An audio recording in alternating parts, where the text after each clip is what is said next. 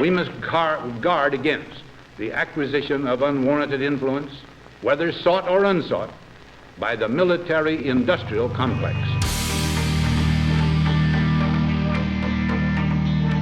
What we do not do is spy unlawfully on Americans.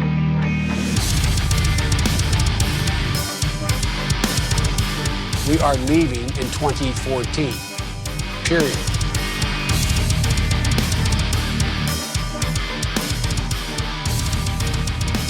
Ladies and gentlemen, we got him.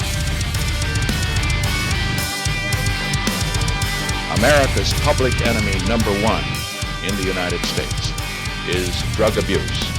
In order to fight and defeat this enemy, it is necessary to wage a new all-out offensive. You are listening to Biting the Bullet with Luke and Typo. Welcome, everybody, to Biting the Fucking Bullet. I'm joined with my co-host, Typo, as always. He's drinking water. Say hi, wave. Hey, what's up, guys? And we have a very special guest for you guys, Control motherfucking Pew. What's up, dude? What's up? What's going on, my dudes?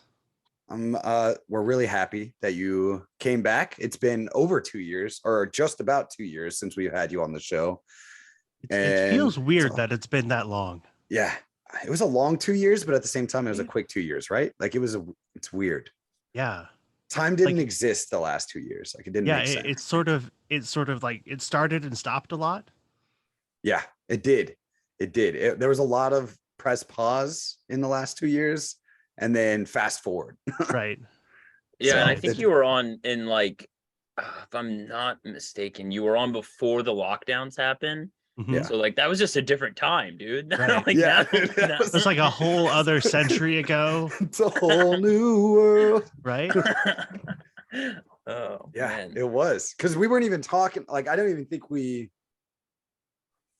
it had to been like right on the cusp. And I think that's when we were talking like, they're not going to shut everything down. And we were talking about Right. 3D They couldn't printing and- possibly. Yeah. And, well, we all know how that went. Yeah. Yeah. Everything But- got shut off except for 3D printing, which took off in a huge way. Oh my God. Yes. Yeah. It's amazing what Did it happens take when off? what's that?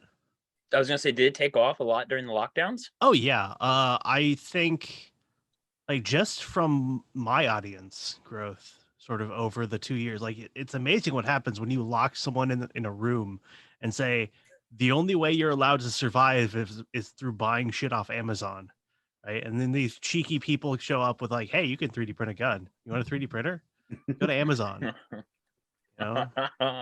Printer, that filament, makes sense. parts to your door, 2 days or whatever. How did Surprise. what'd your website look like? Did the views just go crazy? Like, did you start getting a lot of hits on the website? Yeah, it's and I mean it's still kind of up there. Really? I mean we're like close to 500,000 a month. Just Damn, people that's looking. wild. Wow. That's awesome, dude. And I That's mean it's awesome. tapered off a little bit with like people going back to work and stuff, but it's still, up there.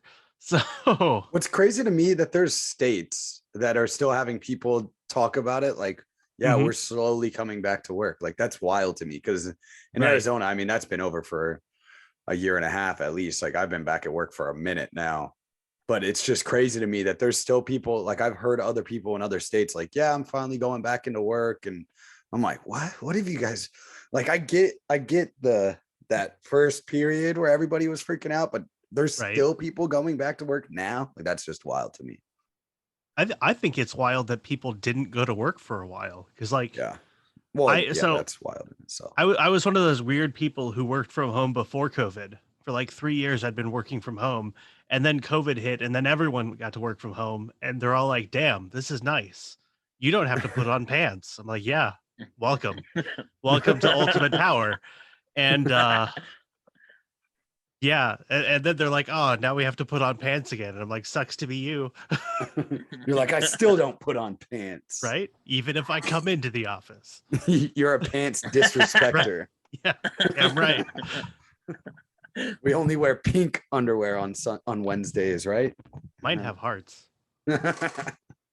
Yeah, dude. It's been a fucking crazy time, and to look back on it and think that shit, we've been doing this for over 2 years now. And then to think that you were one of our first, like one of the big guests that we were really excited about to come on, and then go 2 years from then. It's been a wild ride. Yeah. Jesus. Let's talk. Well, you were about to say something, Typo? Sorry, I cut you off. Oh, no, I was not. You were just making a weird ass face. I was just gonna say some of the things that I wanted to talk about, and we just went over them real quick. We got to talk about Mar-a-Lago and Trump. Well, let's just get that out of the way. So my thing with the whole Trump and Mar-a-Lago thing, is there things that the FBI could go after Trump for? Absolutely. But if we're going to go after Trump, there was about 15, 20 other people that we should have hit, but with the FBI before Trump at the very minimum. And so this is a targeted thing, and it's been a targeted thing on Trump for a long time.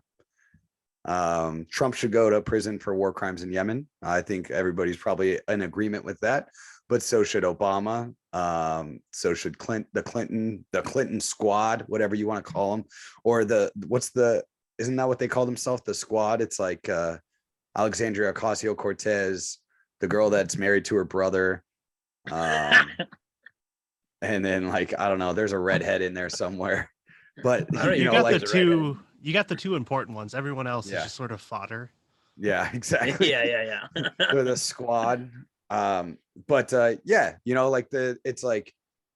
it's crazy that a candidate, because there was already tampering when he was trying to get elected by the Obama administration. They were already bugging his suites and shit like that to try and listen in on a presidential candidate. And now we've got a possible presidential run in 2024, and they're going to SWAT his fucking house.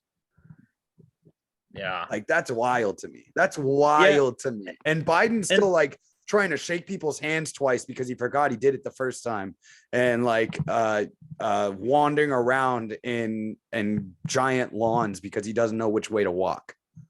Yeah, he's like the president with the lowest approval rating of my lifetime, and he's targeting his number one component in 2024. And I mean, honestly, and some people say Biden might not have known about it, but Biden doesn't even know where he's at. So his people, the thing Biden doesn't immense. Yeah, it's so crazy how a lot of the conservative people kind of thought when Trump got elected, he was going to go on there and change everything and roll back the state in some way, and that all fell through. I wish he was that wrecking ball to me, I think he was kind of a weak president and kind of just went along with the regime. I mean, maybe he kind of put up a fight with his rhetoric, but in the end of the day, his policies don't reflect that. But Typo, he made mean tweets on the Twitters. Yeah. We don't like him very much. No. Yeah. And and then it's crazy because I think that also became obvious, at least to some people, that okay, it doesn't really matter who you elect. This regime just keeps going. And then you get Biden in there, and it's I don't know if it's ever been more obvious in my life that this dude's not in charge of anything. Yeah, then you realize it's just a steamroller it's a steamboat that just keeps chugging. It's got plenty of everything it needs to keep going, and it's going to keep going no matter who the captain is. I'm disappointed that while we're talking about this, I don't just have a clown horn sitting on my desk that I can honk just to enunciate how upside down insane land the world is and how just absolutely fucked we all are. Yeah. And so all you could really do now is just sort of brace, just wait for everything to come crashing down. Dude, isn't that the weirdest feeling in the world? Right. It's so surreal because you can't care anymore. You just can't. No. You just have to let go and laugh a little and maybe enjoy the final moments of this disaster. Yeah. I was listening to Dominic Cruz. He's a UFC fighter, and he's one of my one of the greatest UFC fighters. Will go in the Hall of Fame. But he was talking to Ariel Helwani because he fights this weekend, and he was super zen and, just kind of like chilling. He's got a big fight this weekend, one more, he gets to go to the belt, and it's in his hometown in San Diego. So Ariel's just like, you're like super chill right now. And he's talking about how he's just like let go of like trying to control everything. And it kind of resonated with me because I'm definitely a control freak in my life. Like I've always been a control freak. Typo can probably attest to it. I'm a control freak in the house, a control freak everywhere when we were living together. And so but there's like a certain point where you got to stop getting worked up over all these things. Like I still get worked up, but for the most part, it's either for the show or just in certain instances. But it's such a weird feeling to just be like, well, it's failing. And I'm tired of telling people that it's failing. And I'm just going to let it ride out. And then when people freak out a little bit, and it's the same people that you told that everything was going to fail, 2 years ago, and they're freaking out finally, it's like, yeah, dude, welcome. First time. Like, Yep. First time. It's super unsettling. I was in Vegas this last weekend, and I was in this lazy river at a resort at the Mandalay Bay. And there was people in the lazy river, adults, full-grown adults, with masks, like K95 masks on, in this lazy river, with a black cherry White Claw in their hand. And so did they have a hole cut in the mask so they No. would have to take it off to drink? Really? No, they would pull the mask down and take a big gulp, hammered as fuck, and then put the mask back on, and then lay like, float down this 3-foot lazy river. And I was It just sounds like, to me like the next time they took their mask off for a drink, you should have held their head underwater. I know, right? Well, I should have just done it with the mask on. Be like, Yeah, is that it too. safe? Is it filtering out the oxygen for you? Like, Yeah, no, it's totally, it's filtering out all the oxygen. yeah.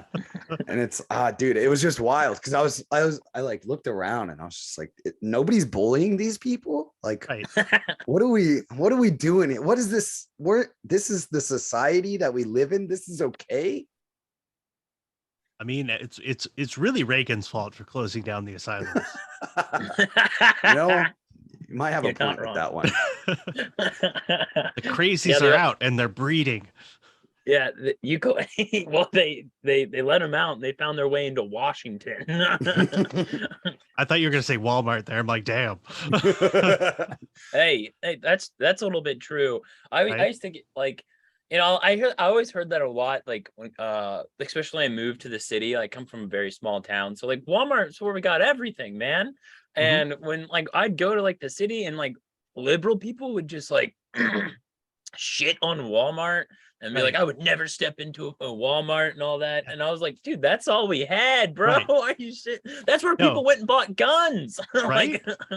Gosh, those were the days. You could go to Walmart and buy an actual ass gun. Yeah, and all the ammo you needed. Yeah, even the Walmart that we have now in my little town doesn't sell guns anymore. They have some ammo, but it's like 22, and I think that's it. Right, it's boomer inventory. Yes, it's very, very weak. But do you think psychopaths? Oh, go ahead. I say I'm very much the same. Like I lived in Iowa in a small town, and pre-COVID, during COVID, and we just had a Walmart to go to, and that was it. We still had to go 10 miles to get there, and it's really annoying. And now I moved to Orlando, and there's a Walmart like 5 minutes away, and so I drive to the Walmart, and it's just full of just garbage. It sucks. I'm not even talking about the people. I'm just talking about Walmart in general. It's just garbage everywhere, wall to wall garbage, and it's not good. I was gonna say, do you think the crazies go to Walmart in big cities because it's like ingrained in their evolution that they have to go to a big walled in area with no windows? Like, yeah, that checks out. Yeah, I don't think about that. It's just like, my grandmother was in one of these. It's my turn. Like, and so they just hang out at the Walmart constantly. I don't know why, but it seems familiar and comfortable. I feel safe in here. Gray walls, no windows, skylights. Yeah, you always get to talk to the manager as long as you ask. Yep. Yeah, dude. I think it was a culture shock because even when we went to Japan, it's obviously a culture shock. So everything was different, and it was more city. So it didn't matter. And then we went to 29 Palms, which is a bigger city than where Typo's at, but it's all Marines. So it's like, all right, I expect the craziness of what this is because I already know what Marines are like. Yeah, But then when I got them to, I just assumed it was like this because of the base, not because of the city. yeah, and then we moved to Phoenix, which is where I'm from, and I got him to come with me. And he was like, is it always like this everywhere all the time? And I'm like, yeah, dude, this is the city. Like, this is how the city works. Like, it's just, he's like, there's a lot of homeless people here. And I'm like, yeah, it's 115 degrees outside. That homeless person has survived out here like this for the last 10 years. They don't even need water anymore. They've adapted. No, he just sticks his feet in the ground and he gets it like the trees do. It's fine. Yeah, dude. Yeah, dude. That was probably the weirdest part because there was I don't know why there's always a Circle K everywhere in Phoenix. There's a Circle K fucking everywhere, and every Circle K had like, it was like this couple, maybe one, maybe a couple, but it was like these homeless people's spot. Like this is their panhandling spot, and I used to feel, I used to feel bad, dude. I used to always feel bad. They come over, you know, like all sad, look drained, obviously addicted to something, asking me for money, and I used to give them change, dude. And then I'd see them always walk out with like tall boys and stuff, and I'd be like, well, I'm not doing that anymore. Like that could have been money I could have used for the tall boy. That could have been my tall boy. You go jump the homeless person so you can take his tall boy because you bought it with your money. You're like, give me back that money, bitch. I'll take your tall boy. That's what I'm gonna do to any Ukrainian, dude. I'm gonna rob them. It's give me my back money. that AA-12, dude. Yeah, that was totally my AA-12 or my oh shit. What? I was just say AA-12, but I was playing Battlefield the other day. And so it's just in my brain. What's the AK-12? Anyway, I don't fucking know. No, I used to think.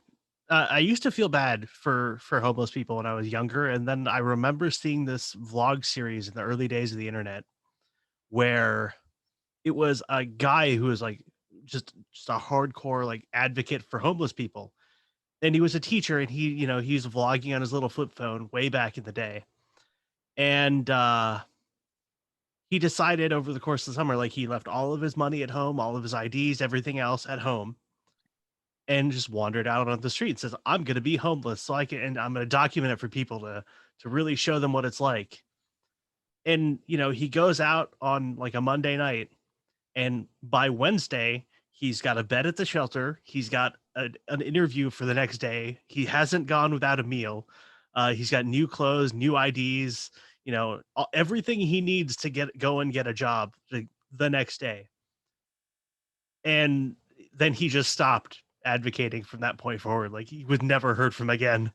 I saw one that was like that on the early days of the internet, and it was a guy that wanted to document it, and he was like he would like ask them how much they made that day and stuff like that, and if it was a good day or a bad day, and like there was a few of them that he'd follow, and they'd go to like their brand new Bentley like at the end of the day or something, or a brand new car, and then they drive home to their wife and kids and go on about their day. And it's like there is a homeless problem. I'm not saying there's not like legitimate homeless people that are fucking not addicted to shit or whatever but there's a lot of money to being made, both as the people trying to help the homeless people and for the homeless people themselves, because as much as everybody likes to say that the United States is horrible to their homeless population and this, that, or the other, I think we're better than most. Yeah, there's a lot of people that 100%. Give a crap ton of money to people on the side of the street. Every time I'm at a stoplight, I drive a lot for my job, drive a shit ton. Every time I'm at a stoplight, I see somebody handing the homeless person change or whatever else, and it's at least one person, not me. But it's not you. Don't you feel bad? I can't do it. I'm in a company truck. That's a good excuse. Yeah, it's an excuse. Absolutely. There's a college town near me, and it would probably be like the largest or closer to a larger city around. I mean, it's not that much bigger, probably the size of like 29 Palms. But when we started getting homeless people there, and people were kind of freaking out about it because you don't really have homeless people in that town. So I think it was actually the local news station was doing like the investigating and reporting, and they found out it was a bunch of college kids that lived at the university, and instead of getting a job, they would just go panhandle on the side of the road, dude. Amazing. Now, the real question is, were they making more than like a regular person would at minimum wage? Oh, right? That's a good, I don't know if we ever found that out. The news made it seem like it was a big deal and like how these kids were evil and bad or whatever. And they didn't, I don't know, they never got into that, but I mean, I feel like they have to be, right? Like if you're making more money than a regular job, like if you just do it once or twice and you make a few extra bucks more than like you work like, I don't know, being a waiter or a bartender or a bouncer. You can sit on the side of a road, play on your phone, and then you get money. Yeah. That's true. Not shower for a little while. Just wear your laundry day clothes. Yeah. Yeah. Yeah. I mean, it'd be pretty, just wear some like rugged ass clothes, rub some dirt on them and throw them on, dude. Like you can easily just, I mean, hell. I mean, we saw it like just like that Bentley thing. You look homeless right now. That's true. you're wearing a raggedy ass team shirt, fucking weathered ass hat. Whatever, dude. No. He's not homeless. Weather. He has a hat. He's got a mullet. He's got a mullet. He's checking all the boxes. Guys, this is my shack, all right? All you need is a sign, you know. He's in the back of a Circle K right now. All that's just a green screen. It's fine. But no, I did see that a lot though, where it'd be like homeless people with like their signs or whatever, and then they're just on their phone behind the sign. And then I don't know, do they just hand out smartphones to homeless people? Because I've seen a lot of homeless people with smartphones. No, they don't. They don't hand out. No. Well, they had the Obama phone for a while. The Obama phone was a wild idea. Is that a real thing? Yeah. Yeah. They were like trying to get phones into every American's hand. And it was for people on like food stamps and things like that. But it was like most of them already had a phone. Like people will go hungry before they don't pay their phone bill at this point in our society. So ain't that the truth, dude? So it didn't work out that well, but yeah, the Obama phone. But no, dude, I was talking, I think we did a podcast a while back where I was bitching because my phone was like 3 years old and I hadn't got a new one. And this dude asked me for fucking $20 and was mad that I didn't give it to him on the side of the road. And he had a brand new iPhone. And I was like, bro, you got a better phone than I do, man. Like, nice. You're going to ask me for $20. You give me $20. Like, fuck you, dude. Get the fuck out of here. I don't know. I saw a story recently where he was like trying to buy, I don't know, some McDonald's for some homeless dude. And he walked him inside and like swiped his debit card and his debit card got declined. And the homeless guy's like, it's all right, dude. We'll go sit out front. Someone will help us.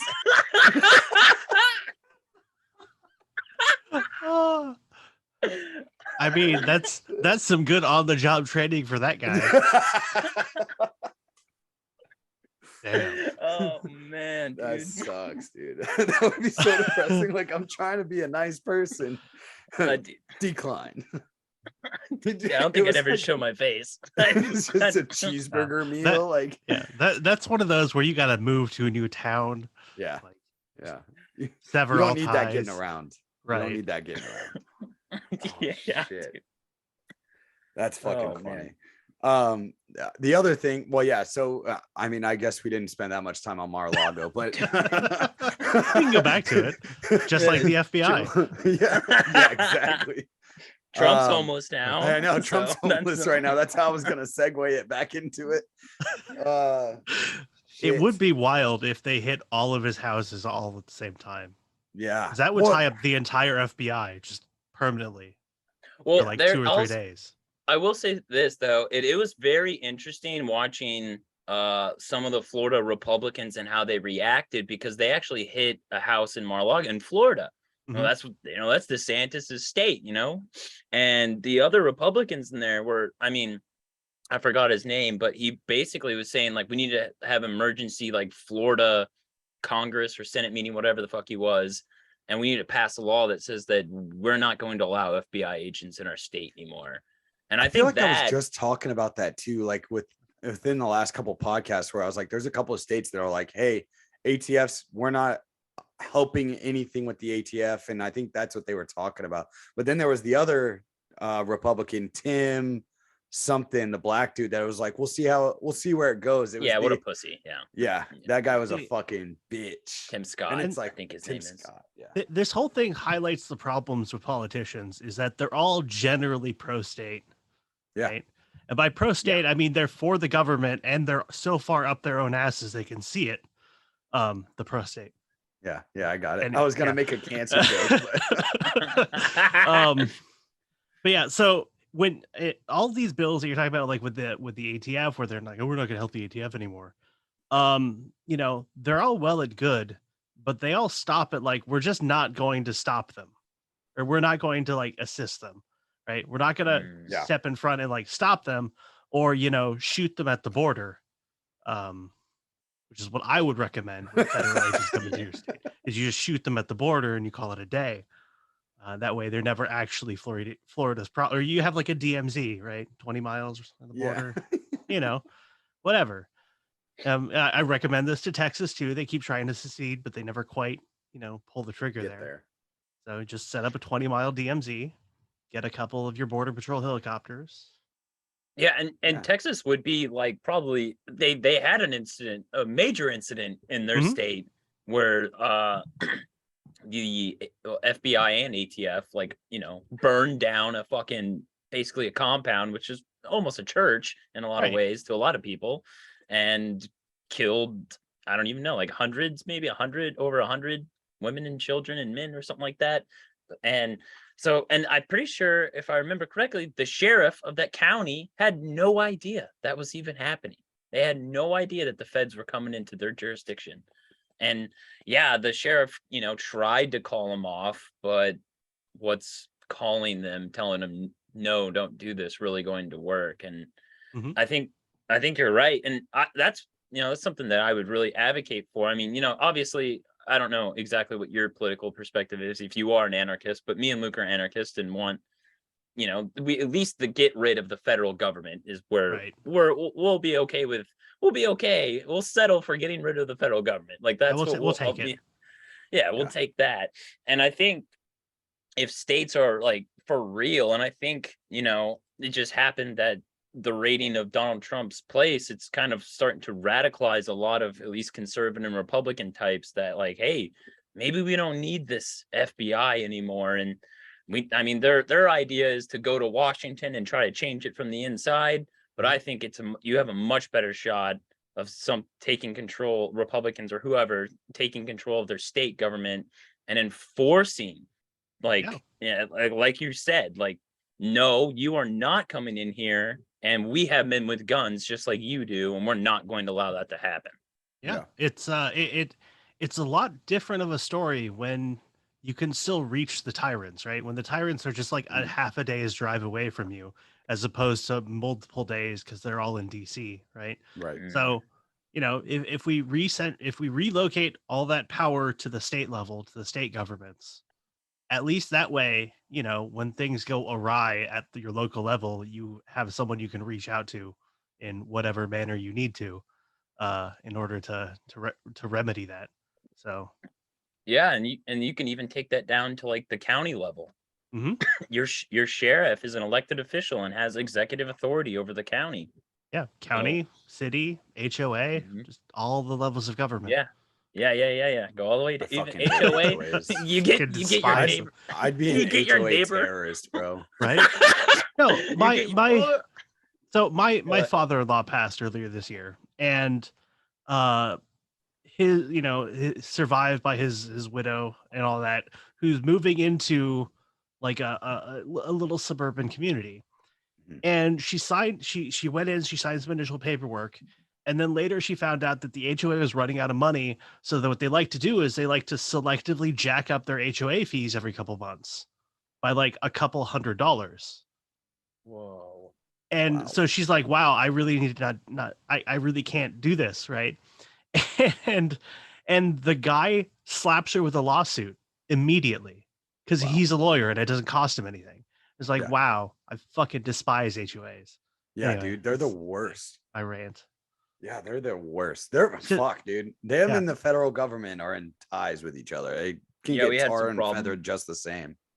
Yeah, the first two places that we lived at in Phoenix, Arizona had HOA. Now the first one wasn't that bad, but our neighbors were pretty chill. We actually talked to our neighbors decent amount, and I mean, I don't even think we ever got any sort of fine or anything No, I like think that. our HOA fee was only like $30 too. It was, I mean, it was in the Yeah, it middle was of the nothing. ghetto, so it was. There's Yeah. not a whole lot of What are they gonna do? Stop shooting your guns? Like, Right. Yeah, yeah, Look, that's already going on. But the second one, it was Oh, the dude. first day. The first day we were moving in, and I'm pretty sure it was Jared actually, Mhm. and he didn't park on the right side of the road. There was like no traffic. This is kind of like no one really drives on this road besides the residents. And we were moving in, and we had the moving truck in front of our fucking house, and Jared just happened to park on the wrong side with the flow of traffic or whatever, and someone, I'm assuming whoever's in charge of goddamn HOA, called the fucking cops on us and Yeah. came, and the cop yelled at us basically. He was like, you can't park like this, what do you think you're doing, blah blah blah, this is We're against like- the HOA here. We're like, Like, what? get the fuck out of here. Right. Yeah, wild. I hate HOAs. They can go all burn. I don't care. There's a whole bunch of people that are like, well, you have a choice to move in the HOA. It's like, fuck you. I bought this goddamn house. Like, Right. this is my And you property. You don't really have a choice anymore, especially if you're No. moving like in a city. You're just kind of fucked because they're like everywhere is an HOA. Yeah. You can't so not have garbage. one. So garbage. Yes. HOAs and the federal government can get fucked. I need a hat But it that would- says fuck the it would be- HOA. It would be pretty cool though if you're in your HOA and your neighborhood watch is like, Right. going up armed against like federal agents. That'd be pretty Yeah, sick though. Look, if my neighborhood watch had a technical, I would be all for it. But my neighborhood doesn't even have a watch, so whatever. Oh. Well, and I'm kind of okay with that too. Get the fuck out. I'll watch my yeah. place. Fuck you. Yeah, that's fair. That's fair. But yeah, I don't know. It's going back to the secession thing. I said this a while ago, but secession is only going to work if blue states do it first. Like if red states do it, it'll be a civil war. If blue Yeah. states do it, everybody will think it's noble. If red states do it, it'd be, oh, look at all those terrorists in government. Yeah, it's an act of war if red states do it. And it's inherently racist if red states do it. And Especially in the South. The only thing that makes it, noble or an act of terrorism is all of our news networks. That's it. Yeah. In any other way, it's they're going to spin the story, Mhm. and it's going to be either terrorism or a noble act for peace, Yeah. or something. Yeah. And I honestly believe like they're going to be like, we have to save all the trans kids in Washington. And it's like, bro, just let them, they already live there. Like when nobody's telling them they have to get out, like Right. they're fine in Washington. Like nobody cares there. Nobody can do anything in Washington anyways. They're still coming back from COVID apparently. But yeah, I don't know. It's just one of those weird things where man, it'd be dope if Texas seceded. But Be dope if a just lot don't- of states seceded, like Yeah. 50 of them, yeah, and dude, Puerto it'd be Rico really- and Guam. It'd be really fucking cool. Dude, Yeah. Can Puerto Rico and Guam secede? I don't know, dude. They're like That's a vassal good states at this question. point. Right? It's kind of Well- fucked. Like I feel like they should be states, but I don't really know all the geopolitical bullshit that keeps them as like tributaries or whatever. And I guess I don't really Well- care either. No, me neither.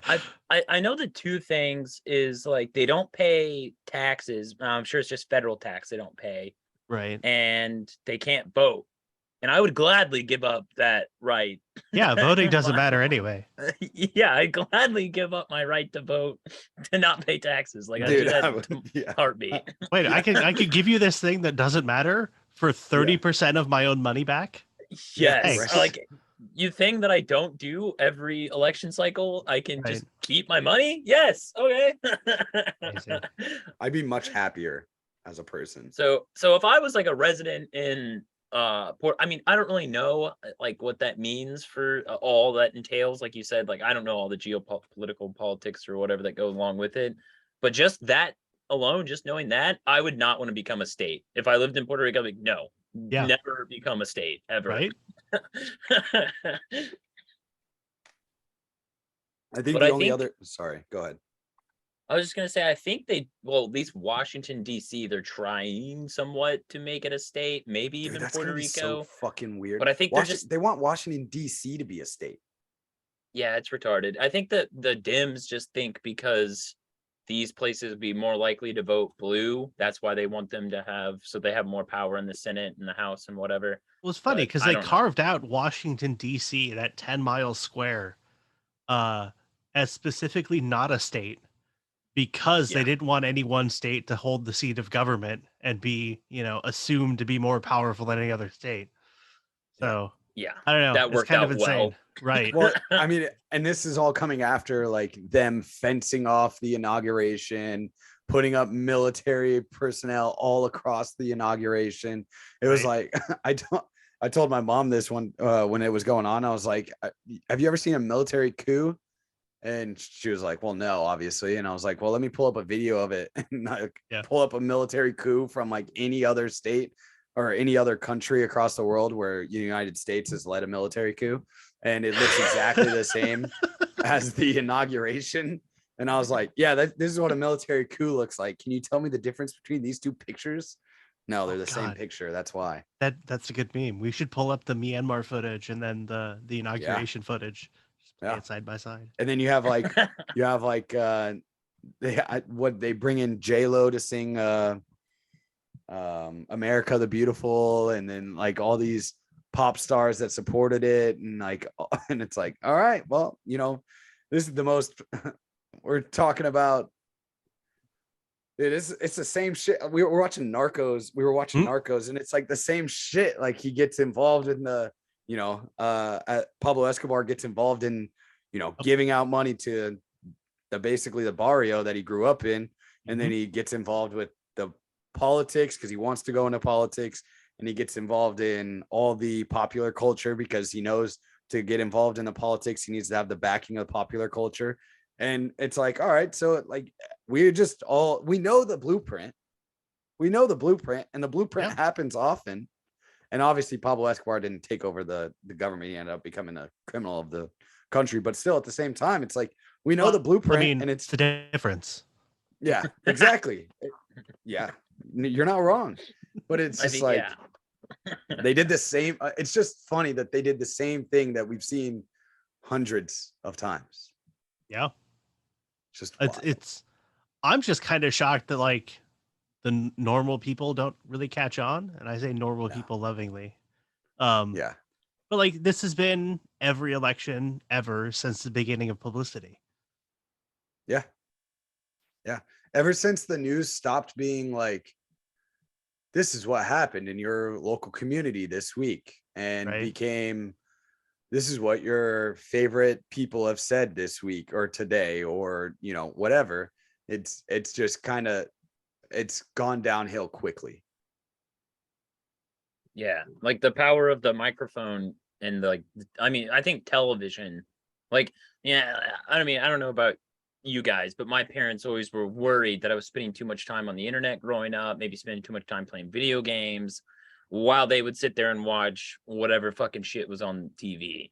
And it's like, well, which one really turned out to be worse in the end? Like, which one really brainwashes you and kind of, like, don't be wrong, the internet has a little bit of that, but I think the internet, there's a lot more different options where if you don't want to watch whatever propaganda, like, I don't know, my parents were into like every single one of those like cop crime shows that were on cable news or cable TV at night, like CSI Miami, CSI Las Vegas, and it's like I was like, which one paints a more false reality of the world around us and makes you kind of like believe in like well, and on the show, the cops would blatantly do something that's like against the rules, their own rules, and they would admit that, but they would be like, but we had to because he was evil. And the show made the guy, whoever it was, a very bad guy. Right. But we just So kind they of could like, well, they justify have it. to do it. Yeah, so it's like a justification. It's like,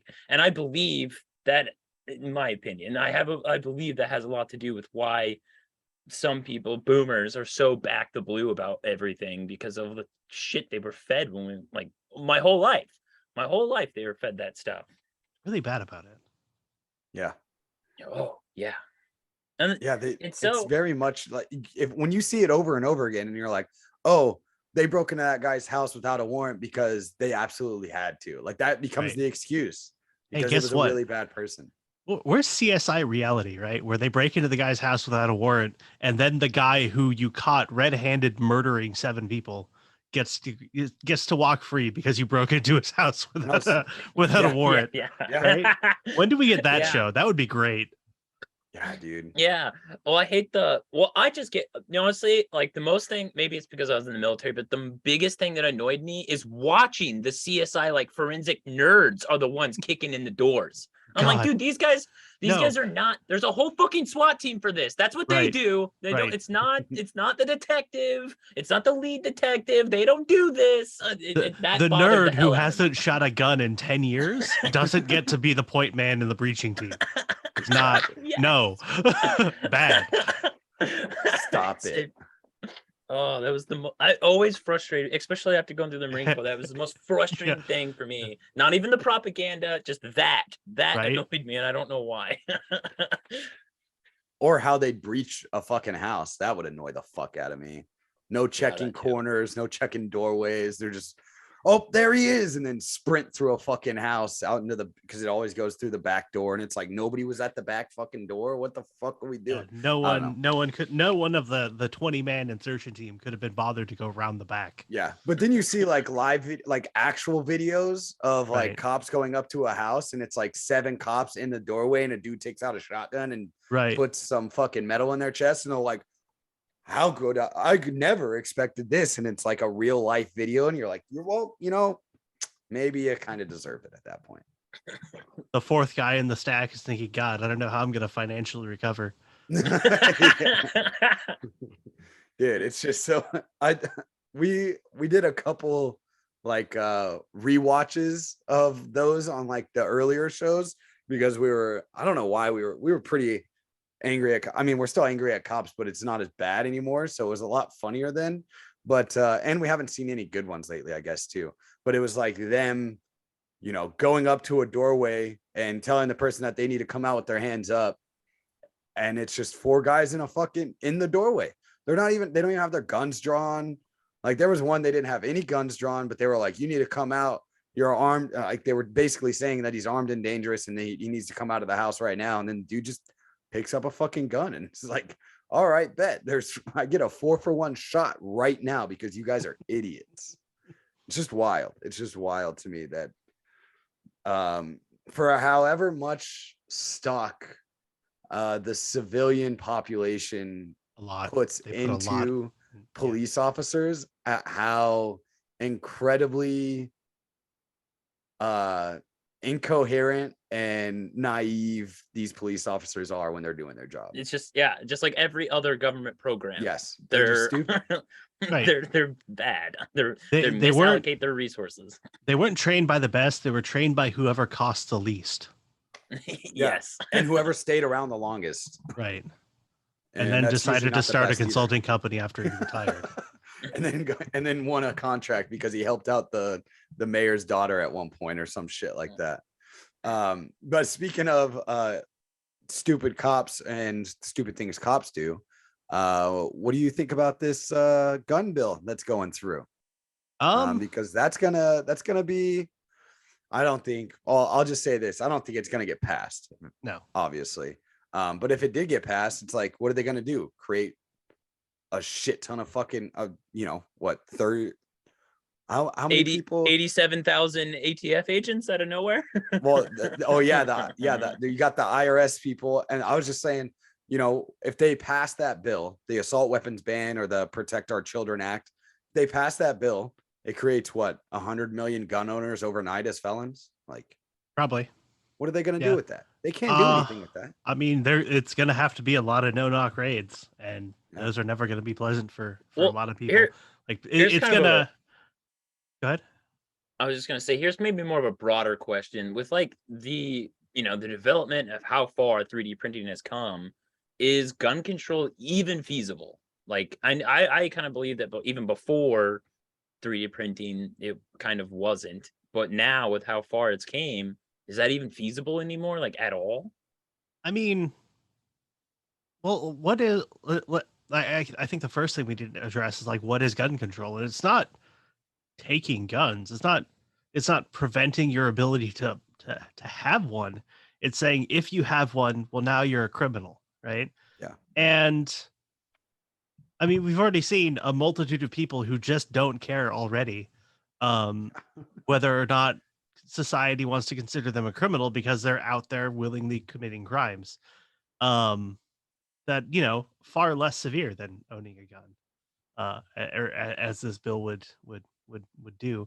So, like, on a practical measure, I don't think it's enforceable. On a more psychological level, I think this bill exists so that everyone can scream about the issue, so that the Democrats can say, "Oh, look at this gun bill, we're doing something," right? And then they go back to their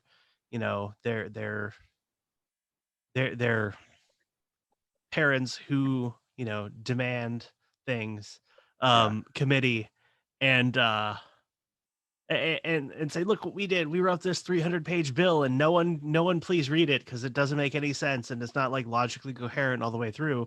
It's just a bunch of words on paper, but look, it's 300 pages, that's a lot. And here, we passed it through the Senate. Now the senators get to, oh well, they steamrolled it through, and politics. And then the House gets to complain about it on both sides about, hey, look at what the evil people are doing over there. Oh, but look, they're writing a bill. And so everybody gets to scream about the issue to their voters, and then their voters get to go and vote for them because they said something that they agreed with, as opposed to doing anything on one side or the other to actually resolve a problem. So I guess to underline my point here is that politicians don't care about solving a problem. They care about having the issue to argue about so they can vote on it later. Right. And as we've seen, guns, abortion, and financial things are the best things to run on. Yep. Guns, abortion, and I guess I kind of roll Welfare. in gay marriage and all that. Well, welfare too, but gay marriage and all that kind of runs into the abortion rights because it's part of Roe v. Wade. But all that's just kind of like, those have been the hot talking points for the last 20 plus years, 30 plus years now. And it's been great to run on them. So they're going to continue doing it until they find the next thing that really gets people going. Immigration reform, things like that, instead of actually making it logically consistent to get in this fucking country and not have somebody that's from a country that's extremely poor, that has no job or any ties to the United States, to come into this country legally. They have to spend, upwards of $40,000 to get into this country legally and become a United States citizen. And it's like, bro, they don't have any money now. Like, what can we figure out a better way to do these things? And that's why it gets people talking, right? It's like, there's a lot of people that were like, we want things to get better for the general population. Like, overall, all of us want better for our communities, like, it's not like, especially anarchists and libertarians, we get a lot of flack for this. Like, you guys just don't give a shit about anything. You guys don't want to help anybody. You guys are selfish. And it's like, nah, it's just like, we've seen all the bullshit that they've done constantly. And it's just to get you guys talking because you guys care about the issues, just like we care about the issues. We just think that we can do it better ourselves, and we're not allowed to do it ourselves. So that's where the problem lies. And and as much as I love to give Democrats flack for this, the Republicans do it too, but they want the issue solved for them by somebody else. And that's why they elect somebody to do it. And it's like, well, that's why we're in the position that we're in. We've continued to allow the power of ourselves, the individual population, an individual person's power to be rented out to somebody else, and it's never returned. And you guys are okay with that. So now it's their fault, and it never has to be your fault again until it affects you directly. And then it's still their fault, and you won't have to take responsibility. And you're like, I got fucked by the system, which you did get fucked by the system, but you got fucked by the system because you continuously let it take everything that you have. You got fucked because you weren't paying attention. Yes. So, who was fucking you, basically. Yeah. Yeah. So it's just crazy. And it sucks because you want to see a better, civilization. You want to see better communities. You want less homeless people, or less, you want more of an equality of opportunity, not outcome, but an opportunity. And you want that because it creates a better society, and it creates better businesses and cheaper products and all these other better things. People in general. On base, better people. Yeah, it does, because and competition is healthy, and things like that are good because it brings out the best in people, and it always has. And that's why people love sports and things like that, because you're just amazed at like the talents that these people have. So if you do that in any other type of business, the better that they do it, the cheaper it is for everybody else, and then we're all happy. Oh yeah. And it's just wild that it's just a continuous talking points game when it comes to either state elections, county elections, federal elections. It's all just talking points, and it's never actual, until they do something where it's like, now we're creating a system where you can rat on your neighbor if they have guns, and then you get no knock rated in the next couple months, and you'll never know on who ratted you out. Yeah, it's all fucked. There's no real other way. We're just fucked.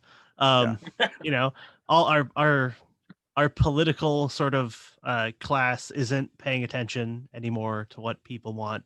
Everyone's annoyed with them, and the people who aren't annoyed are still not paying attention.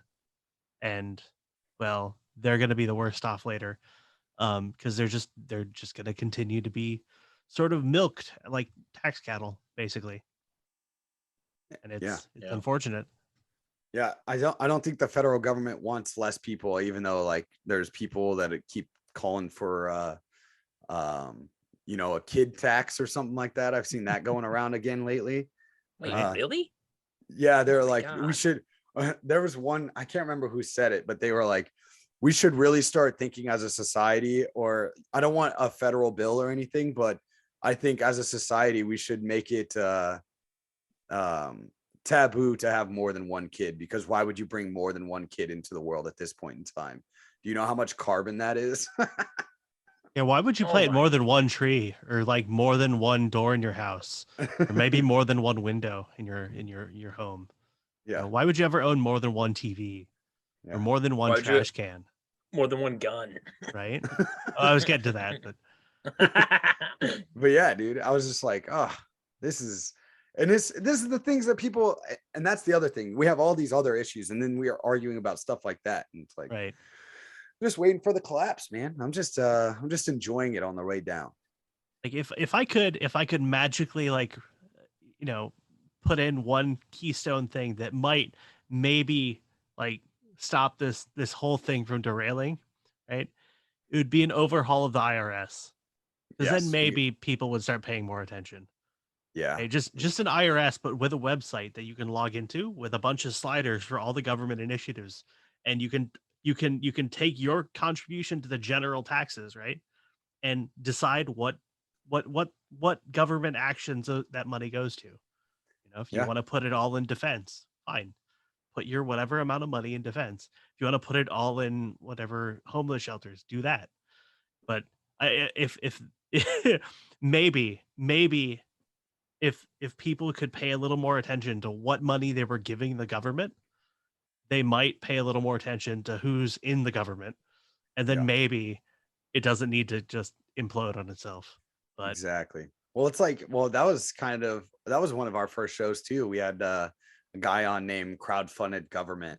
Oh yeah. And yeah, he was all over that, and he was all about it. I don't really know what happened to him, or if there was some libertarian drama with that, but probably as always. Actually, I just saw him at Schulterberg a couple months Oh, really? ago. So Good. yeah, So he's doing good. yeah, he's all right. Cool. He's just fine. He's not dead. Yeah, and No. I mean he's still possibly a Fed, but he's not dead. That's cool. But speaking of the IRS, the 87,000 people that they're going to hire to send out to all of the what is it, the poverty belt, because that's what it overlays the graph, where it's like the amount of people that or the states that have the biggest auditing and the areas that get audited the most in the United States is basically right on par with the poverty belt in the United States. So now we're going to send 87,000 more of those people to audit the poverty belt even more. It is a good min-max strategy on the side of the government, because they're just fucking with the people who can't afford the good lawyers to fuck with the government instead. Yep. Yeah. Right. And that's it. That's it. It's a bunch of people with money and power fucking with people who don't have a lot of money and power to milk a couple extra shekels out of them for whatever. Who cares? It's all garbage. Yeah. Yeah. Well, I don't know. My first, like, a lot of, yeah, that's what it looks like. They're probably, yeah, they're going to hurt poor people. That's what government money does. Yeah. But that's like every bill that's been passed in the last 10 years. It just has some, grossly negative effect on people who don't have, loose money to fight. Yeah. Yeah. And I was thinking, I mean, this was my first thoughts, and I haven't looked much into it, but like with that big of an increase, because it's like bigger than like the FBI, the State Department, Border Patrol, the Pentagon, like some other department, like all combined in one. The IRS is going to be bigger than all of those departments combined. And I was kind of thinking like, well, this could be like maybe something along the lines of, the US dollar, going away. Maybe they're going to transition into like a digital type of currency, like they kind of been throwing around. Right. I was thinking maybe a crackdown on crypto, something like that, because that crypto seems to be picking up. I don't know. It just seems like they're really overhauling. They're really jacking up the IRS, and I don't know exactly what it is. I mean, it could just be they're going to get the most shackles out of the poor that they can, but I don't know. I don't know. I feel like something else is in the works. I don't really know. I can't put my finger on it, but I mean, we are turning into a. Oh, sorry. Go ahead. I was just gonna say that I think the IRS also has like their own SWAT team too. Yeah. So. No, they totally do. And really, at the end of the day, every agency is a subgroup of the IRS, because the IRS pays all their bills. That's true. Like, and even the ATF, right? So the ATF, you have to buy a tax stamp for like your suppressors or your NFA devices. That's to the IRS, not the ATF. Oh. So even they're a freaking IRS agency. What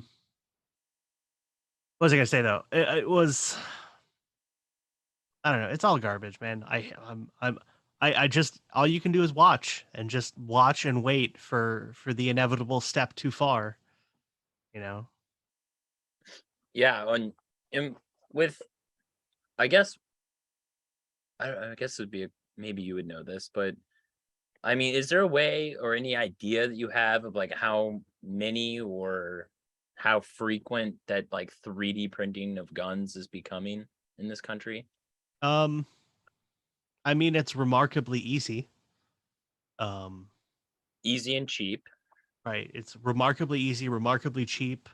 Hardware is readily available for anyone with a little bit of disposable income. And then if you have a little bit of time, you can make it work basically as well as any, off the shelf gun. So, I mean, I would say we're probably into the millions, probably not into the tens of millions. Well, 1 million people printing guns that's right. The size of the U.S. Army. But it's 1/4 of the population. So rookie numbers. Good work, but rookie numbers. I'm still a little disappointed in you kids. But we're getting there.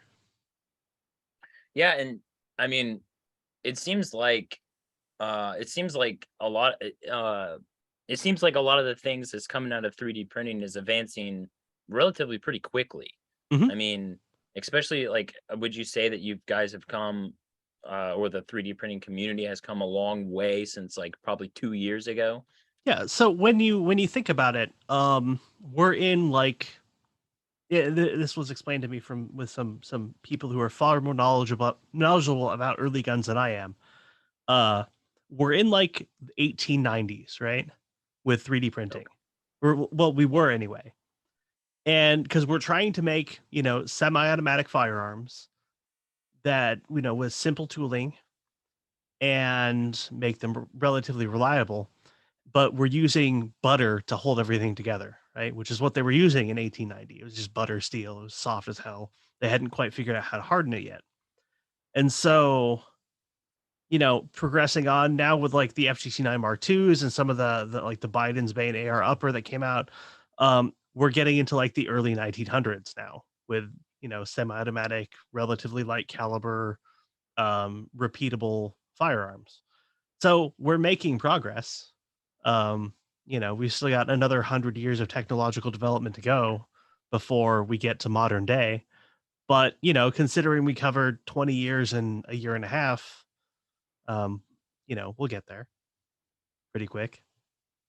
That's amazing, dude. It's almost, I mean, I don't know if you're a fan of crypto or anything, but it's kind of like how, I mean, I kind of see like almost like Mhm. technology is going in a lot of ways is going to be the things that can help free us Oh yeah. and almost avert the state in anything they try or want to do to us. And it's almost getting to the point where it doesn't even matter what laws they put on the books or what they try to do, because, or even if they try to enforce it or outlaw anything, it seems that it's almost just becoming damn near impossible for them to do anything, because everything, instead of you having to go to like some major weapons company to buy whatever a firearm you want, they were almost to the point where you can just go online, download it, have a Yeah. 3D printer, have the equipment for it, and you could basically print it out Soon. almost.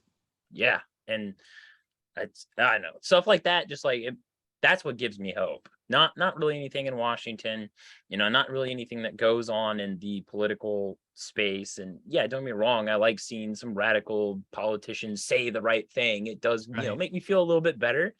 But in the end of the day, I'm not relying on them to set us free. I'm relying on communities like yours and what your guys are building and how that's advancing and very quickly. And because I remember seeing like when the first time we were interviewing you, before we were all looking up clips and stuff about 3D printer weapons and stuff. And it'd be like a gun that put like 300 rounds through it and then break and snap and bust and Right. all this. And we're like, oh man, like this is cool.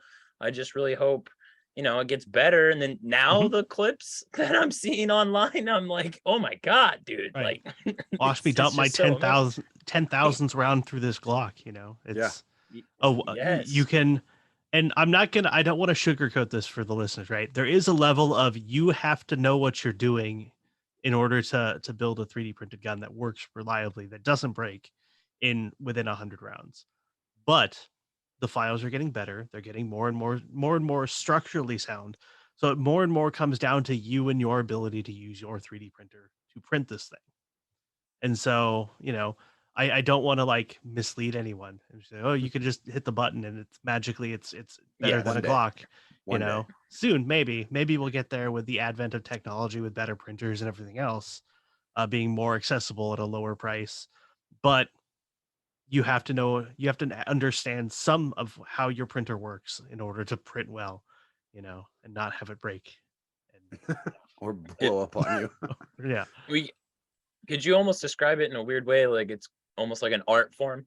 Yeah. No, it's we've so I at the guide.controlpew.com. I'm gonna plug my shit here. Yeah. Go to the guide.controlpew.com, learn how to 3D print, and we've covered all of the science there, right? So set up your printer, follow the instructions, set up your printer, start printing something that isn't a gun, and then tune in that printer so that it prints well, and then print a gun. And then from that point on, it becomes more art than science, right? So we've ironed out all the science. The science is done. Now you just have to sort of feel your way through the last 20%. Yeah, typo and I, when we first got our printer, we didn't get to the 1% mark. We could We bought it and we retarded. So and we're retarded. But Right. his dad really wanted to mess with it. So I don't know if you guys have yet or not, but when I get my new place, I'm planning to get, because I don't think I got quite all the things I needed. You know, like there's like a certain point where you don't, like, you need the bigger plate. You need some of the other things that make it a little bit easier to do things with it.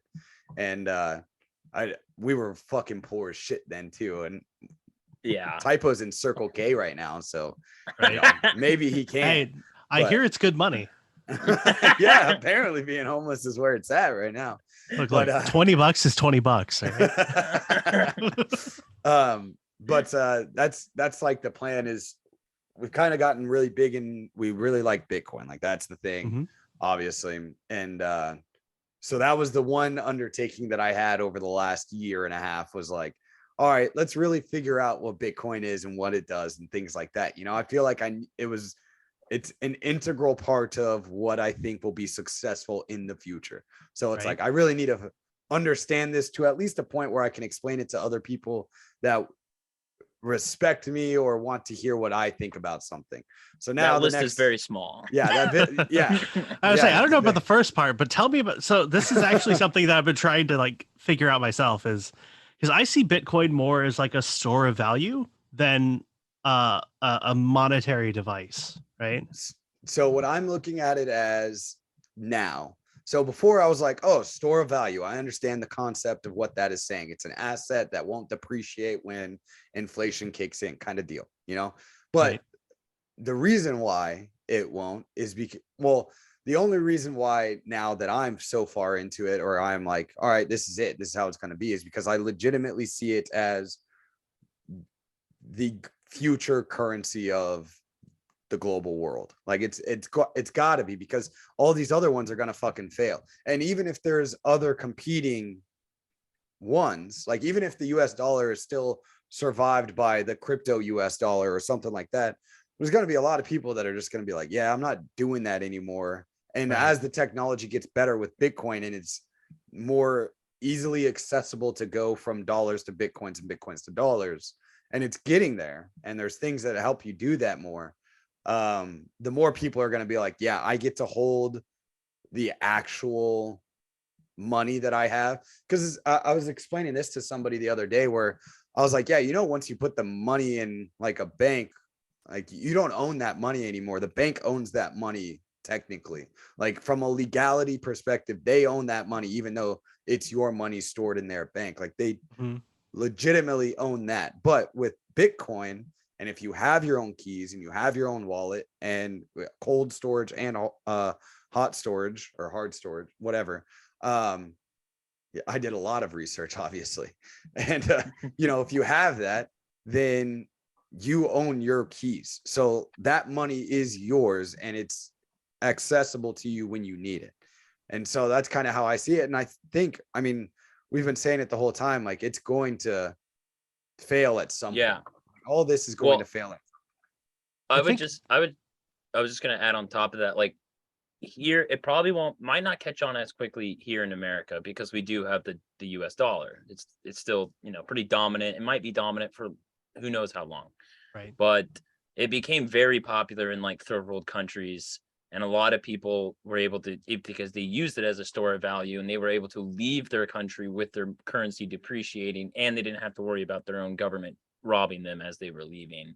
And that's when I realized that, like, watching like Zimbabwe go for like, you know, 100% to 1,000% inflation or whatever ridiculous it was, and those people were freaking out, but the people there that had Bitcoin, they were okay. And that was like, to me, it was like, holy shit. Like, I don't know, I'm not saying that the dollar is gonna like go insane. It could, I don't fucking know. I'm not an economist.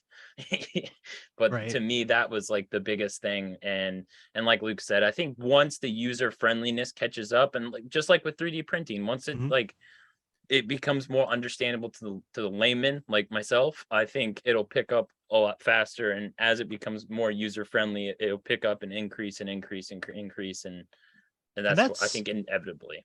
That's sort of the you're sort of illustrating the problem that I have with Bitcoin is most of the community is sort of at least perceived to be like the hodl kids. All they do is buy Bitcoin and hold it. And what I need from Bitcoin, because I take Bitcoin in my shop, right? Right. I need to go and buy ammo with Bitcoin or buy groceries with Bitcoin, or pay Yes. rent with Bitcoin, right? So these are all like the utility of the thing is missing, and it's just a store of value, but not a very good one, because Yeah. the wild variations of like the crypto to US dollar aside from inflation, right?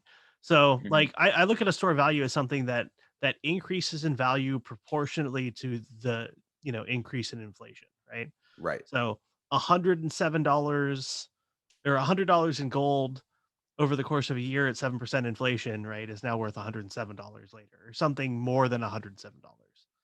Um, and Bitcoin doesn't do that. It's got its own sort of like Try zooming out with it. right. No, I That's understand. the I got the That's right. the problem, But right? Because it's very, for a lot of, I think we just talked about this, where it's like it's your time preference, right? It's like you got right. your time preference and your low time preference. And like currently for me right now, I'm in a spot where I'm not on get on zero. Like our buddy, we had a guy on a couple weeks ago. He's like, get on zero. Like he helps run a whole page about it. Get on zero came on fiat. get on zero. So he's no fiat and he's all Bitcoin, and he can live his life that way. And when he needs to transfer it, maybe some of the transfer times are a little bit longer than he would like them, but he can do everything that he wants to do by living off of the Bitcoin that he has. And he decided to do it when it was at its fucking peak too. So like he was already in Bitcoin before that, but he like when he finally made the choice to like bet I'm gonna go all in on this, I've been talking about it, I just gotta fucking do it. He did it at its peak, so he was like, it was like a fuck moment too, because he kept going down, and now it's leveled out to a place where it's kind of staying in that 20,000 range. And he's like, even if I did lose all that money on it, like it's still okay with me because I own that money and I'm still living well within my means to be able to do that. And he's like, I'm not telling everybody to go out there and be like, yeah, go invest everything that in your bank account right now into Bitcoin. And then next week, if it drops, $10,000 and you're at fucking $100 left in your account, then you're kind of fucked. And how I saw it was, I'm at a point right now where each paycheck that I get, if I needed to pay rent or things like that, I can do everything I need to with that paycheck that comes in. But the following paychecks after that, I could basically put all of that into Bitcoin. And I'm a little bit more in a spot that I'm able to do that now if I wanted to. I haven't made that jump yet because it freaks me the fuck out. But I also told him the last time, I was like, I need to stop being a bitch and just do it. But I think the problem is we have to get it to a point that, because not everybody's thinking about the low time or the low time preference. Nobody, it's hard to think about that, especially in tumultuous times. So it's like we have to get it so it's easily adaptable for the high time preference, current right now time preference type people. And that's the biggest.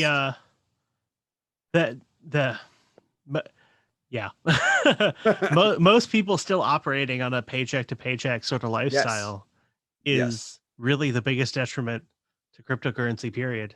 Yeah, especially with it not being easily. But he also does a lot of his in like his day-to-day expenses in Cash App. He keeps a certain amount in Bitcoin on Cash App, and it's easily adjusted to cash on Cash App. And that's kind of how he pays some of those more immediate bills, if you had to say it. So I don't know. It's just one of those. Go ahead, Typo. Yeah, I was just gonna say, like, especially with a lot of people, I mean, I still kind of have this mindset sometimes, but like when Bitcoin was at like 67, 68, I think 67 was when it peaked or whatever, and that was an easy time to be like, buy Bitcoin. I fucking told you, like it, get up and get everyone on it. But now that it's like, dropped like 60 something % of its value, trying to tell people like buy Bitcoin at this moment is a little bit more difficult because like it should it's be pretty easier, scary. It should be the best time.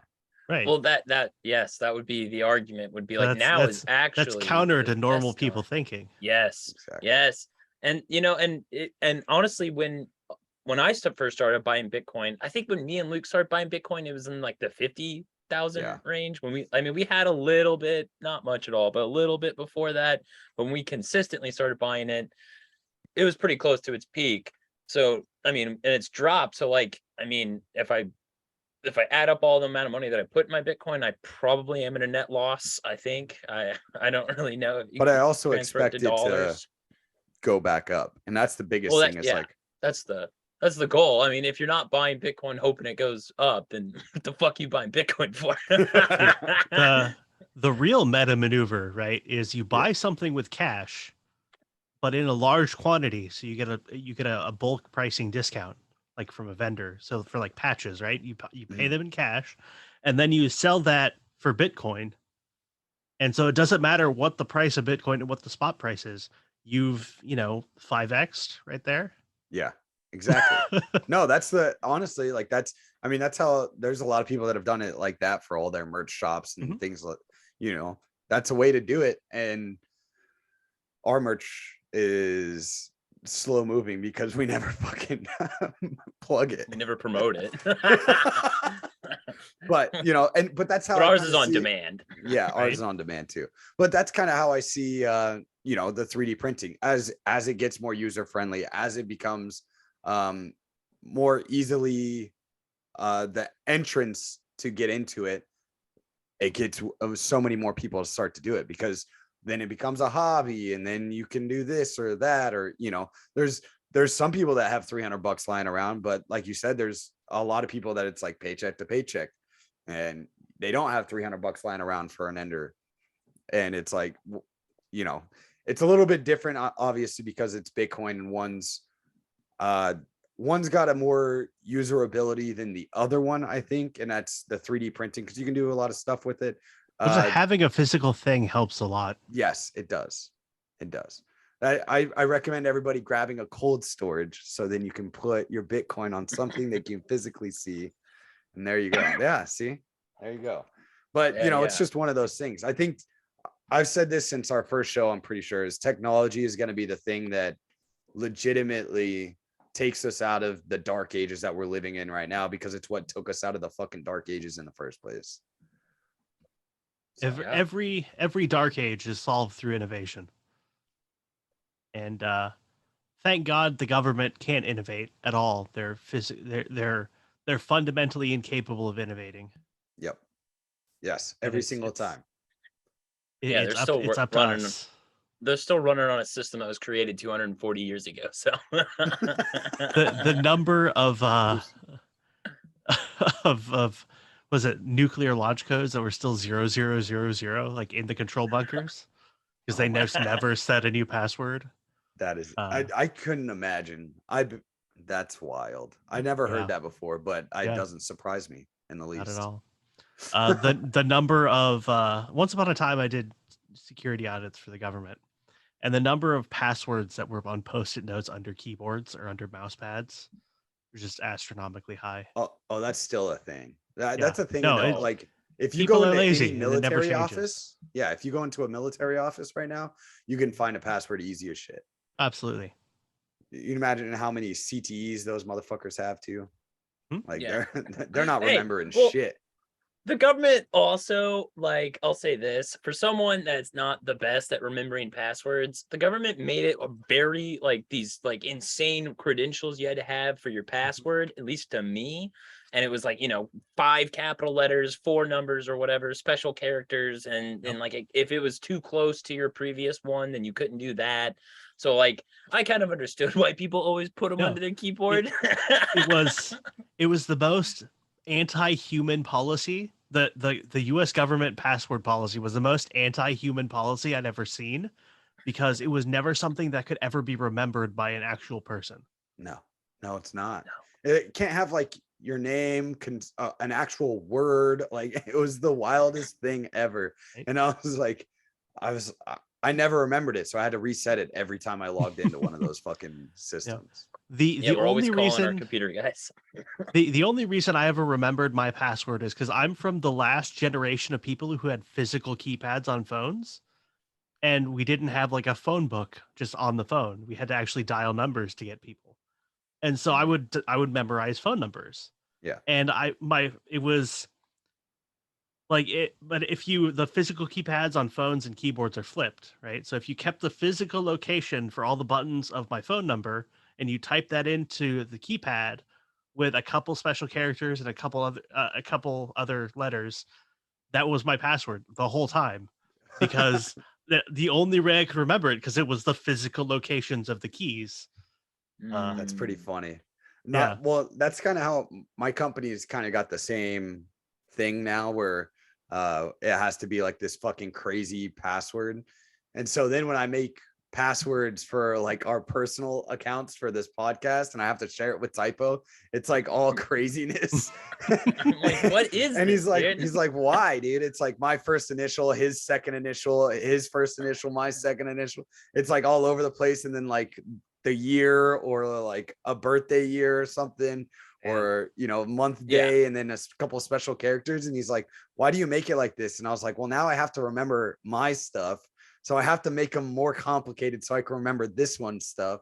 It's all fucking wild. Yeah, every time. Well, the only reason he can say that out loud is because that was like our first password like 3 years ago, and now it's like something completely different. Well, I think we've changed it by 20. I think we've changed it like 20 times because we don't ever remember it. Yeah, we're retarded, and we get new devices, and then we're like, "Do you remember the password for this account? Do you remember the Anchor password?" And he's like, "No, reset it." I'm like, okay. So now it's time to introduce the episode's sponsor, which is LastPass. Right? Exactly. Dude, if I could get one of those, I would. If I got sponsored by one of those places, I'd be like, yeah, I use this fucking every day. Right. Because I can't remember shit. And it's got a biometric screening for me to log in. I can use my fucking thumbprint. Look, most of you are retarded like me. Yeah. You can't remember anything. Just trust this faceless organization on the internet to encrypt this text file on their computer that has all your passwords. It's fine. Yeah. Nothing wrong could possibly happen here. And especially with like all the leaks with like big data companies lately, it's like, right? My Credit Karma, when I look it up, it's like, your password has been this password has been found in 17 different login sites as being, I don't know, breached or something like this. And I'm like, well, I guess it's going to be breached, and I'll change it to another one in a little bit. I'll change it when I get the notification from that company that someone logged into my FetLife account or whatever. Exactly. From Zimbabwe, because they're trying to buy some Bitcoin. Yep. But no, I legit do use LastPass, and it's great, but it's also just, it's gonna come back to bite me one of these days. Yeah, they all are, though. That's the problem, is like you gotta take what is an acceptable loss, Right. like there's some things where you're like, all right, that's an acceptable loss that I'm willing to take at this point. And that's kind of it's just kind of how it goes. I'm trying, because this is it's a little Kingston data traveler. You probably can't see it, but it's an encrypted thumb drive. And so I'm trying to find one of those portable password apps that I can just put on this and then walk around with it. But Haven't found a good one yet. Haven't found a good one. Yeah, it's hard. That's the thing with technology too, man. A lot of it's still not for the layman, and you don't know really. Well, there was this golden era in the early 2000s where a bunch of people were just dumping out freeware, right? And it's like, you see this in every tech group that's started up on the internet in the last 30 years.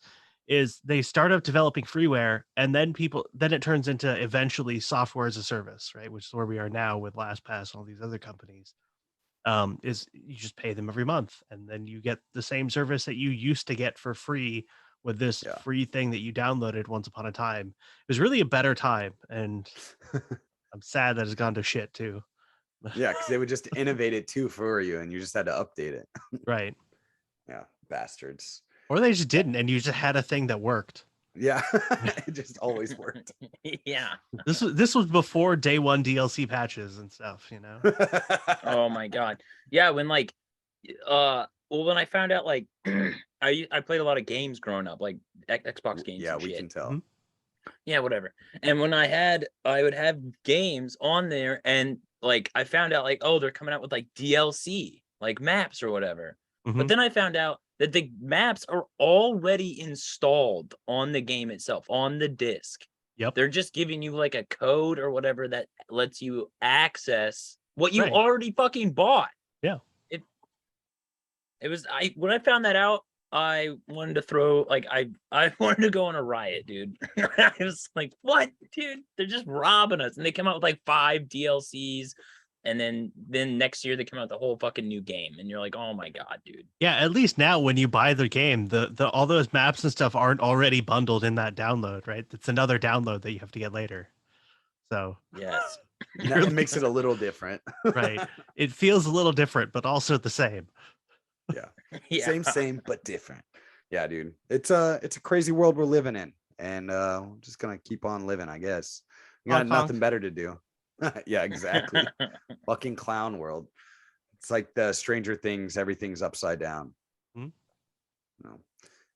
Master of Puppets is only known as the Stranger Things song. That fucking bothers the hell out of me. I don't know if you guys watched. Yeah, there's like a Metallica, Master of Puppets. Yes. Yeah. Wow. The Zoomers only know it because of Stranger Things. Yeah. Well, we're fucked. And I've lost. That's it. I've lost every last shred of hope for the remainder of humanity.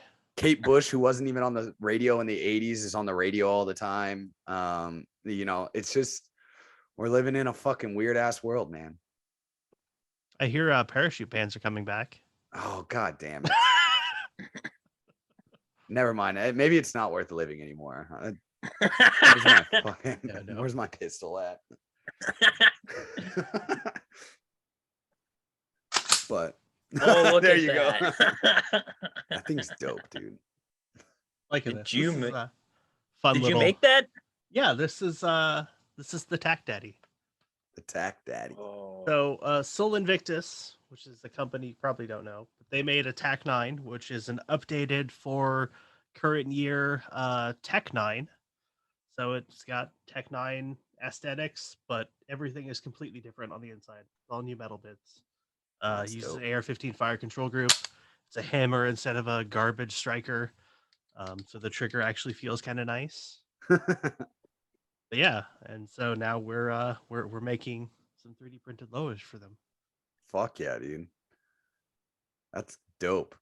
I'm so excited for how big, like there's gonna be something that really just sets it off. Like it's been set off constantly. Like there's been like little fires, but there's gonna be like a raging forest fire, and it's coming soon. I follow this one guy that he's like an engineer. I can't remember his name right now. I was trying to find it earlier, but he is trying to figure out how to make the barrel, you know, at home. Make a barrel and like spin it so it's got the correct rotations for all bullets and things like that, instead of having to buy it. And he's doing it with like fucking buckets and shit. And he's also making ECM. ECM. Yeah. Electrochemical. So they Stark and Ivan and I think Jeff Rod were the 3 guys who put that together in the early days. And then Ivan put it into sort of a more concise form for the FGC 9s. So you can make those barrels at home. And they're starting to play with more calibers in the same sort of tech format and different chamberings. They're trying to figure out how to do like shouldered cartridges like your 223. So anything with a shoulder in it. Yeah, they're getting there. It's fun to watch. That's the crazy thing. It's gonna be the whole thing you're gonna be able to make at home. It's gonna be Were those awesome.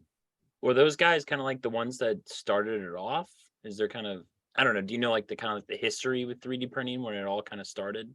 Yeah, so way back, the first thing that you will probably remember hearing about it is, Cody Wilson on 60 Minutes with the Right. Liberator. Yes. Around that same time, there's a group of other people on the internet discussing it, sort of making, some loose designs for it. Um, that birthed FOSCAD, and then, people started paying more and more attention in the early 2010s.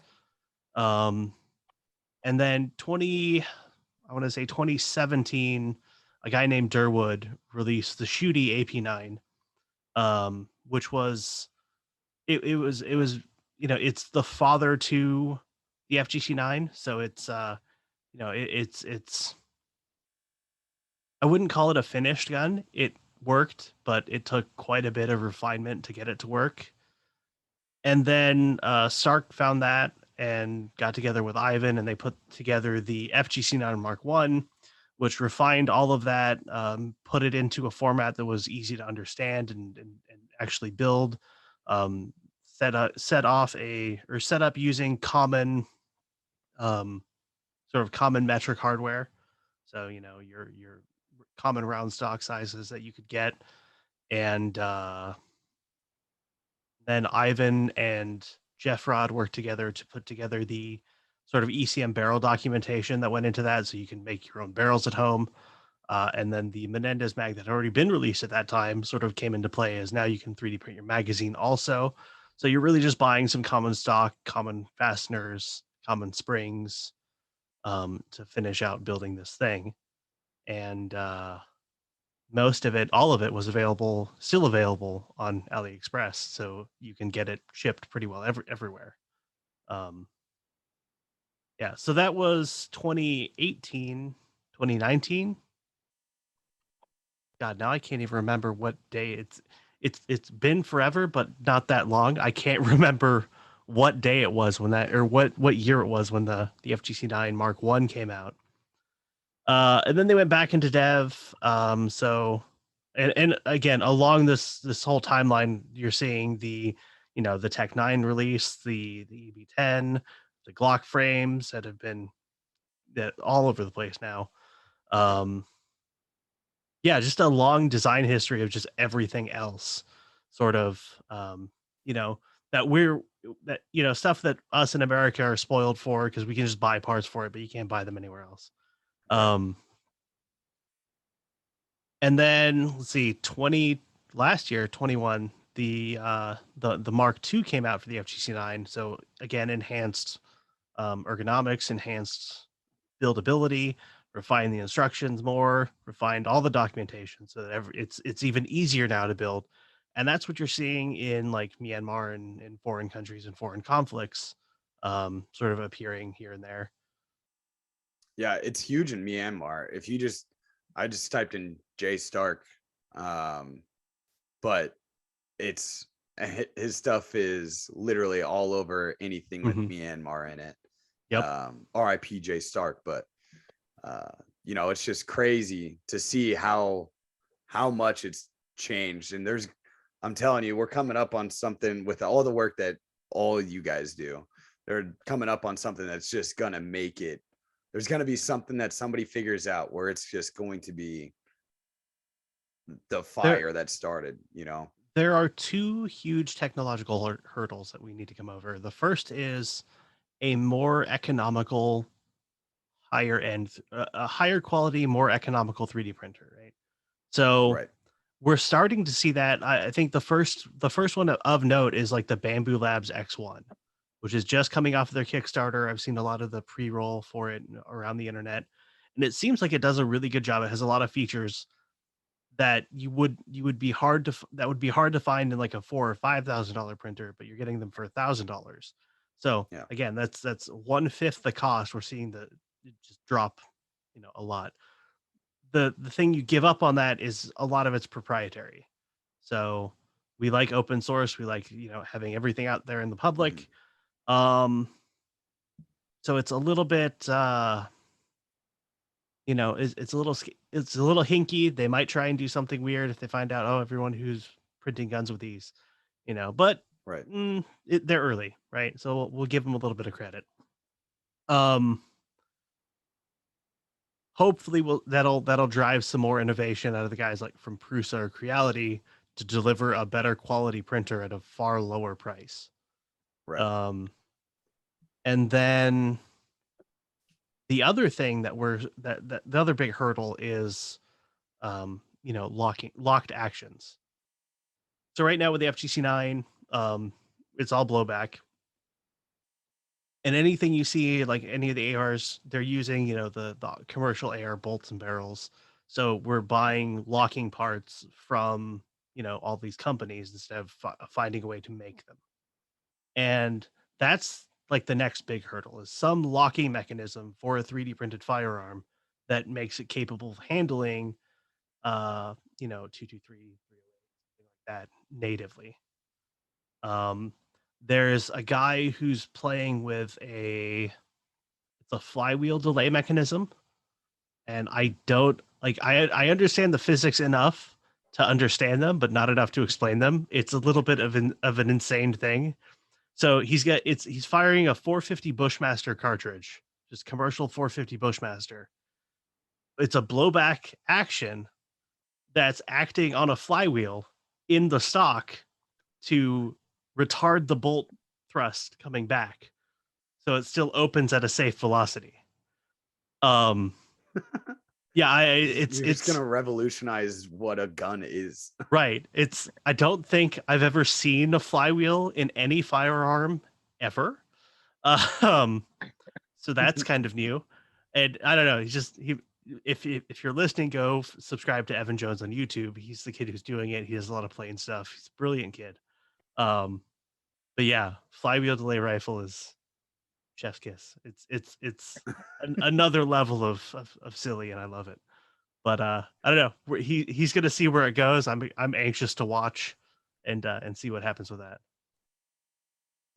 Fuck yeah, dude. Well, it's an exciting time. It's a weird time.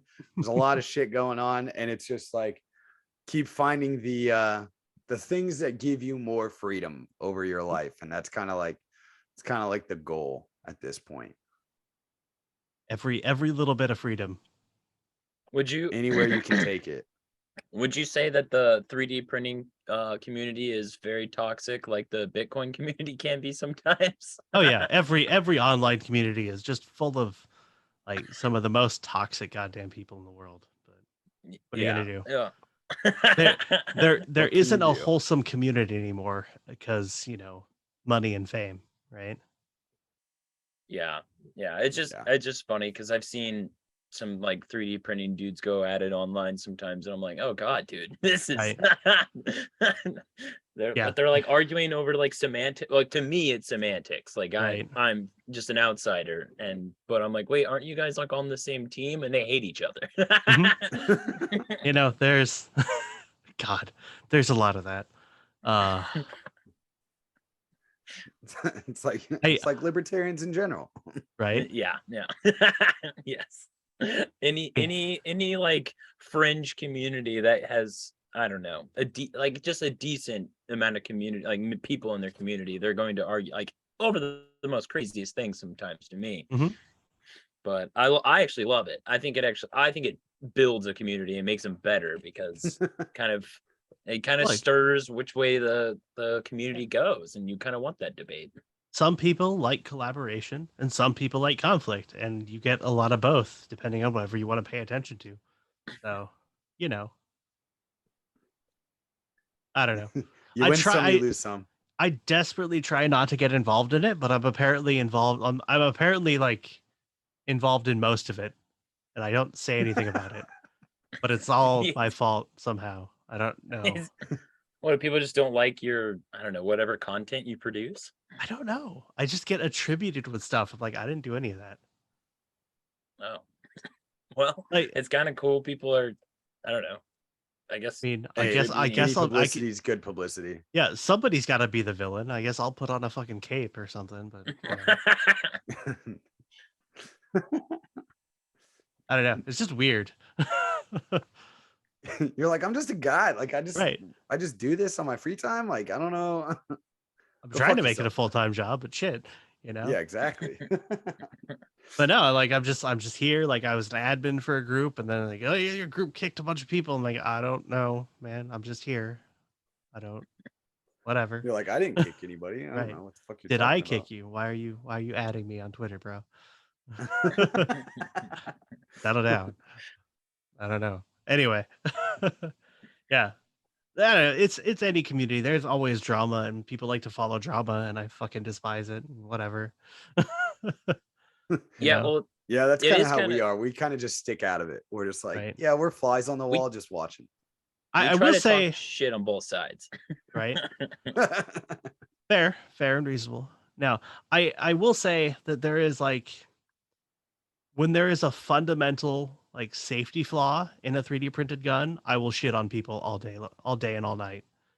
Oh yeah. But like the harlot, right?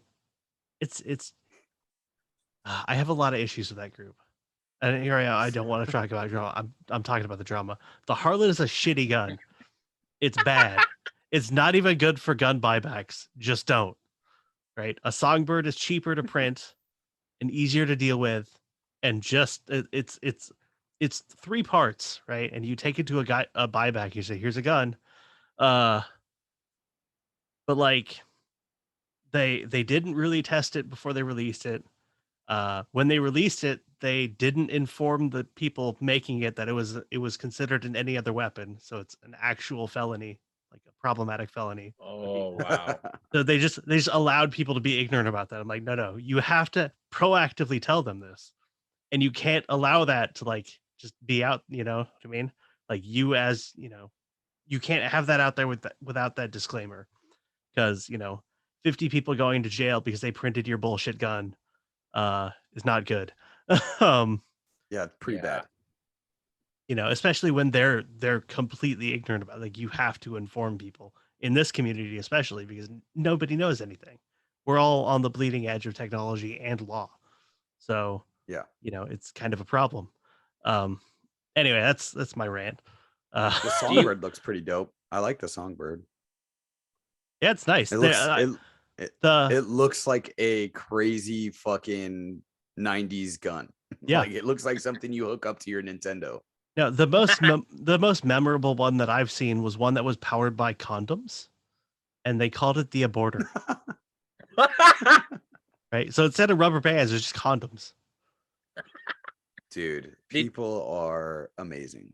Yeah. Do you get a lot of pushback? I guess I don't know what way to ask this. Like the traditional gun community, like people that aren't into the 3D printing sphere, I guess.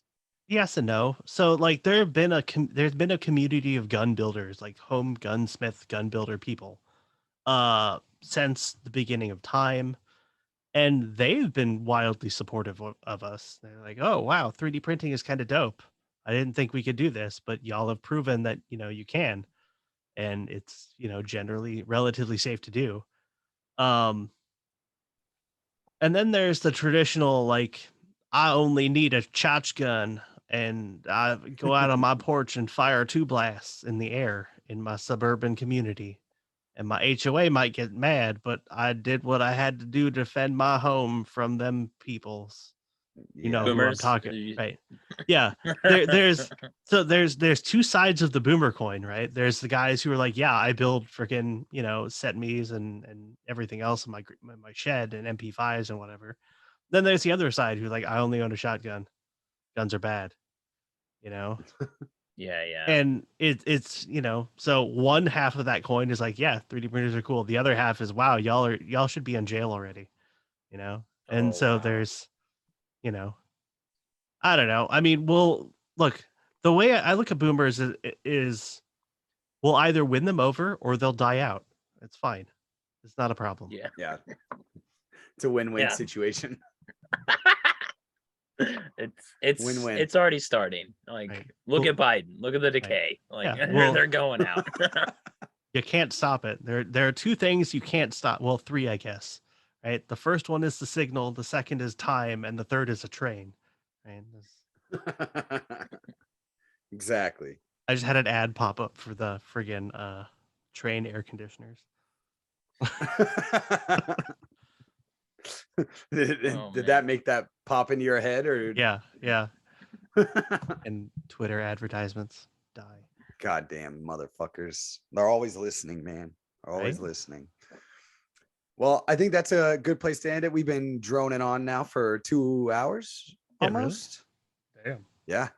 It goes by quick. We'll have to do it sooner than 2 years. Yeah. Yeah. Y'all should come down to Florida. We'll have some I don't know, mid-tier whiskey or something. Shoot the bullshit. Hell yeah. Some mid-tier whiskey. That's Maybe better we'll than the bring- whiskey I have now. Yeah. Look, they don't have a big selection behind the Circle K, so I figure any tier of whiskey is fine. Typo. Talk to the manager, bro. You're right there. Yeah. Just go in the I'll ask. back. I'm sure they have the case right there. Just take one out.